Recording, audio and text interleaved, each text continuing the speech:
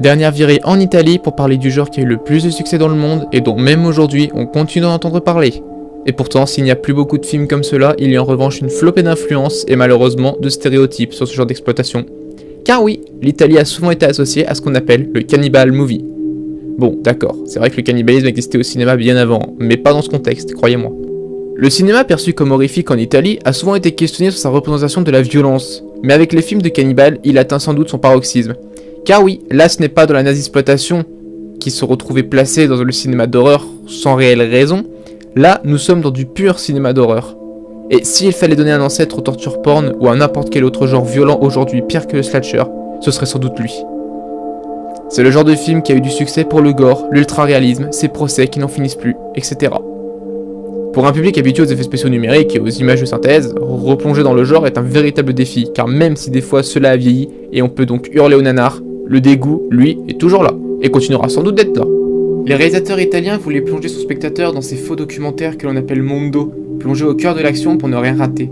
Mais le Mondo a entraîné un amalgame en décrivant les cannibales comme des êtres hostiles et barbares. Pourtant, les films ont permis aux spectateurs de se soucier des peuples indigènes d'Amazonie, par exemple, qui subissent la déforestation. Bon, bien sûr, ce n'est qu'un exemple, hein. Et cela comment ? Parce que les films posent une véritable réflexion. Les cannibales sont violents, mais la violence n'arriverait-elle pas de ces touristes ? Représentation du colonialisme et de tout ce que l'Italie subit dans les années 70. Cannibal Holocaust, chef-d'œuvre du genre, laisse le spectateur décider de qui est le bourreau dans l'histoire en suivant les péripéties barbares de ces journalistes subissant finalement la loi du talion. Cette réflexion ouvre les premières bases dans le cinéma sur les thèmes de l'être revenant à ses plus bas instincts, thèmes dont tout le monde raffole encore aujourd'hui. Jamais on n'avait fait genre cinématographique plus misanthrope qui nous fait cracher toute foi en l'humanité.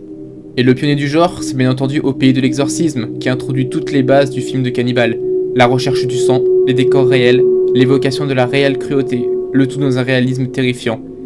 Car le genre a beaucoup suscité la polémique dans sa recherche de réalisme. Il fallait bien entendu des acteurs non connus, de réels animaux tués pour renforcer le côté mondo, qui a très vite évolué à la supposition d'un snuff movie lorsque Ruggero Deodato présente Cannibal Holocaust, et c'était qu'au tribunal qu'il a prouvé tous les effets sordides du film.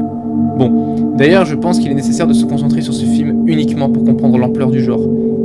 Le film fait plonger une équipe de journalistes dans le territoire d'Amazonie, ce que l'on appelle le Green Inferno. Si au départ Deodato fait une première critique documentée comme un mondo, il change très vite l'aspect du film pour critiquer définitivement les médias et le journalisme, en créant le tout premier found footage de l'histoire du cinéma.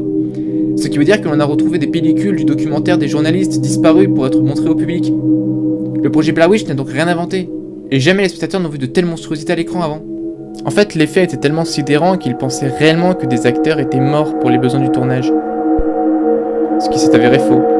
Pour les animaux, malheureusement, c'est une autre réalité. Une fois n'est pas coutume, voici donc une série de films à découvrir dans ce genre tout en évitant le moins de navets possible. Et je n'ai choisi que les meilleurs. Au Pays de l'Exorcisme.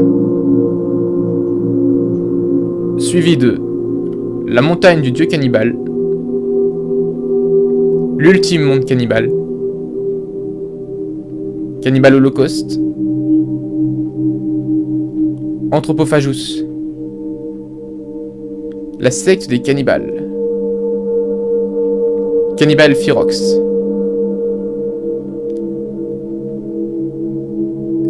Et juste pour le kiff, The Green Inferno.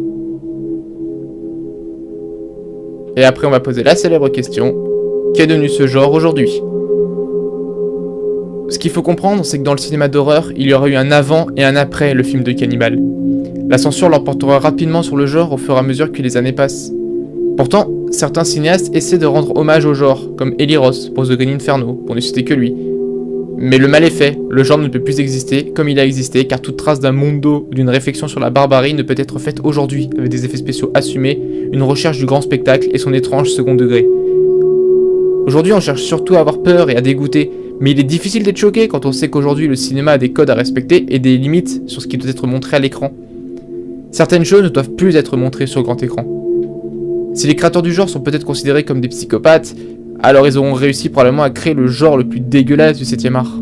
Voilà, on quitte définitivement l'Italie vers une nouvelle piste, celle de la création du found footage et du faux documentaire.